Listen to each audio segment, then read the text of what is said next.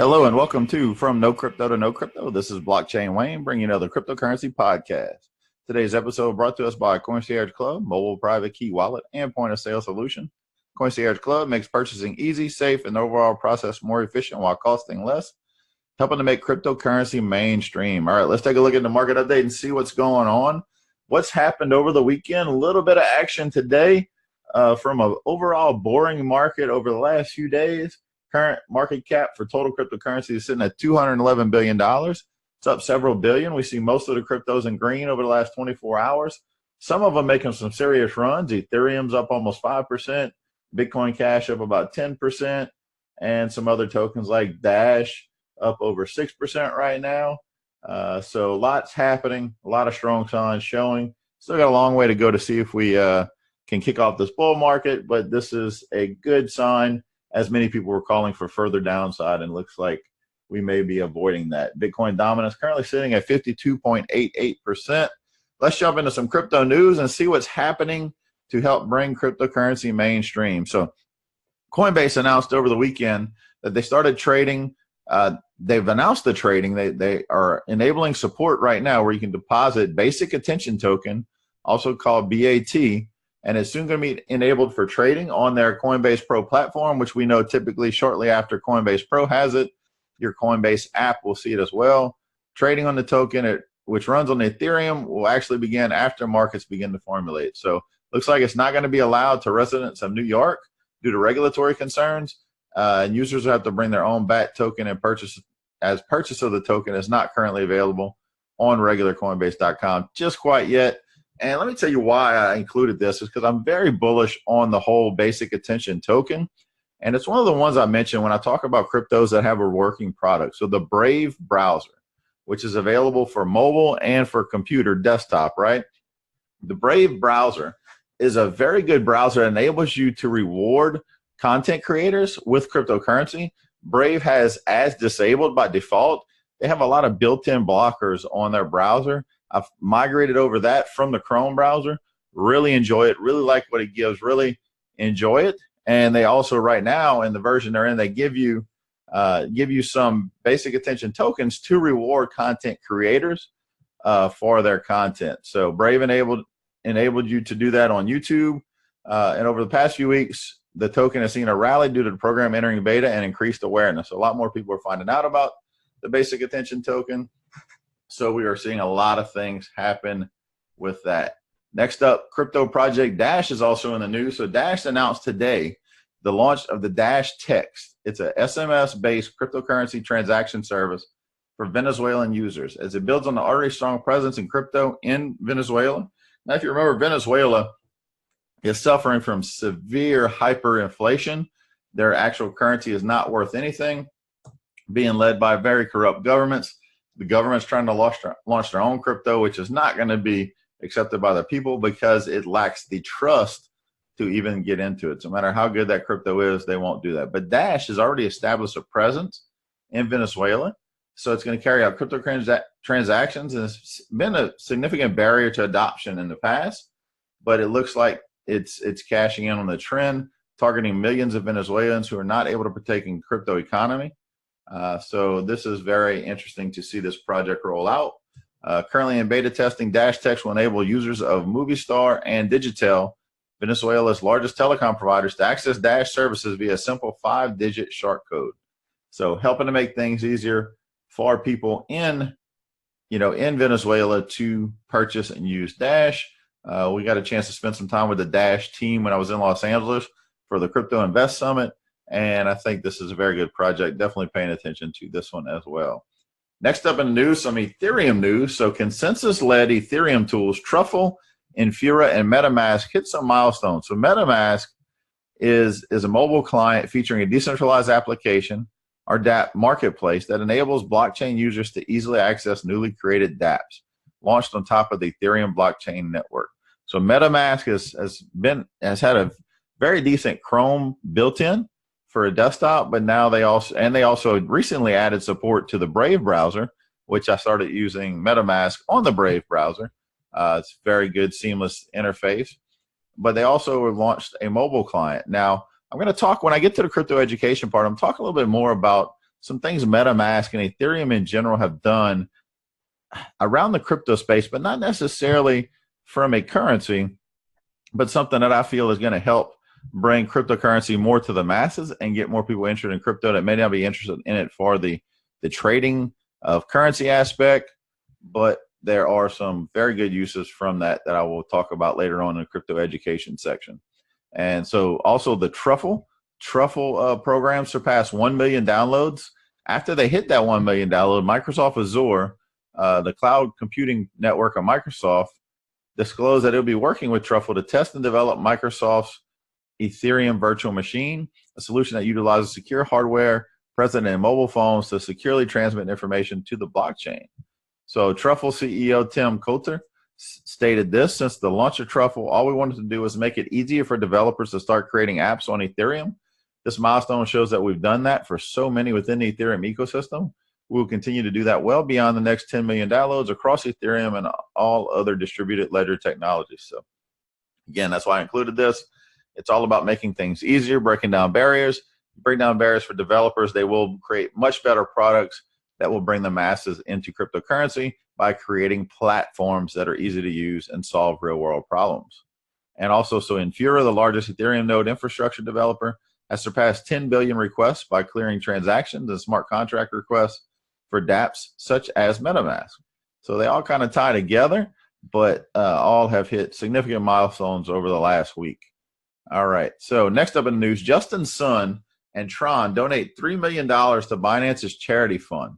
So he was interviewed recently about why he would do that, and it all stems from Tron's vision. And he says, this is kind of in Justin Sun's words, he says, our network isn't a means for individuals or institutions to gain short-term profit. It was built to make the internet decentralized again. This mission itself is not profit-seeking, but rather aims to give rights like data privacy and transparency back to the user, rights that inherently belong to and benefit the people. So the mission has the same underlying principles as charity and nonprofit organizations, leveraging the strength of community to raise people up and uphold what we believe in. So that's Justin Sun's word. He also went on to say, I believe that to truly reach these goals, we need community players like Tron to influence and inspire, creating reach and volume. We also need large organizations like Binance, who shares those goals, which is why Tron decided to donate $3 million to Binance's newly created crypto charity fund. So also, Justin Sun was asked, what does the crypto market need to go from bear to bull? And he stated, the most important thing is to do real work. There are so many people today that hold misconceptions of blockchain and crypto industries. For those of us who are in the industry, we need to work even harder to show people that these technologies can change lives, that they can make a material difference. So very interesting there. All right, so let's move along to another mobile app program that is making cryptocurrency mainstream. So this is in the news, I believe it was from CoinDesk. So the number of mobile apps built around Kin, K-I-N, that's the cryptocurrency created and launched by mobile messaging app Kik, seems to be growing. So there's already 10 that are out there already, and more are going to become available in Google Play and Apple App Store as they get approved. More than 30 apps are expected to debut in the coming weeks. So just to give you an idea, Kin was created by the Canadian messaging app company Kik. To help bootstrap the Kik project, Kik raised $98 million in one of 2017's biggest initial coin offerings. So they ran an ICO last year before all the hoopla started, where you had to jump through hoops and deal with government scrutiny when you were launching ICOs. And it also announced recently it would support teams that are building apps that are designed to enable users to use and earn its token. So they're trying to build an ecosystem where you can earn Kin in one application and be able to spend it in another. So the following apps are currently live on Google right now, on Google Play. So Reveal D is a dating app. Kinguist, which is language learning. Nearby, which is a networking app. GoChallenge.me, social goals. AdMe, which is business networking. Find, which is travel networking. Vent, which is mental health. And Kinny, K-I-N-N-Y, which is social tipping. So 2 apps so far available on Apple App Store. As you know, Apple takes a lot longer to get an app approved. It's a lot more of a process. I've learned this through many app launches, just how hard it is to get on Apple. So they have 2 already, which are Blast Chat, which is instant messaging, and pause for, which is productivity. So the ones that are on Google Play, I'm a Google person. I will be checking these out, seeing what they do. I've been working on a project for the last couple of weeks, trying to find as many decentralized programs, whether it's a website or an app that will replace something currently that we use that is centralized, whether it's social media. Many aspects of social media are social tasking, or just a lot of the things that were mentioned here. So I'm going to add these to my list, download them, check them out, and give you a report back in a couple of weeks with those and others that I've been testing out. For instance, I've been testing out recently using one called Steep Shot, an app called Steep Shot, which is a replacement, a decentralized platform similar to Instagram, but very, not only decentralized, but you can earn cryptocurrency for your content from people that like and reward you for your posts. So more to come on that one as we move along. So let's jump right into crypto education today. And this is something I've been looking into the last few days. ERC 721 tokens, or you may hear them called, they fall under a class called non-fungible tokens. Now, what is non-fungible? So non-fungible means that it cannot be broken down. So fungible, most cryptocurrency is fungible, right? One Bitcoin can be divided up into many, many different, up to 8 decimal points. So it's used now the term Satoshis, right? They can be broken up. So you don't have to own a whole Bitcoin. But ERC 721s are non-fungible, which means they can't be divided up because they are unique. They're also unique tokens, which can be used to create a collectible. So it's a ERC 721 is actually a free open standard that describes how to build non-fungible or unique tokens on the Ethereum blockchain. Most tokens are fungible, which, like I said, and they're also the same, but ERC 721 tokens are all unique. So they're kind of like rare, one-of-a-kind collectibles. Now, the first proof of work with this was CryptoKitties. And I'll be honest, I laughed at this back when we first heard about this back in December. CryptoKitties, right? It's just a digital cat that you can breed, you can feed. It's unique, and you can buy and sell it. And some of them are very rare, right? And there was a CryptoKitty that sold in the last 12 months for over $100,000 worth of Ethereum. That's crazy for a digital cat, So saw that hype, saw it kind of die down. What really sparked my interest into this topic again was not too long ago, the Los Angeles Dodgers were offering a crypto token giveaway for the first 40,000 fans at one of the games. And what it was a digital bobblehead. Now, think of the way, similar to the way your computer accesses the internet. It receives a string of codes. Those codes are displayed as graphics on your phone. So there are platforms that can take these non-fungible tokens, which each one's unique, can be limited, can be very rare, and create an interface on your phone, on your computer screen. This digital bobblehead was very unique. In fact, I recently bought a couple over the weekend just to see how they work, and it's very interesting. I bought one digital bobblehead, and I bought one digital rendering of the Yankee Stadium. I also bought a CryptoKitty just to show how it is. Now, I didn't spend $100,000.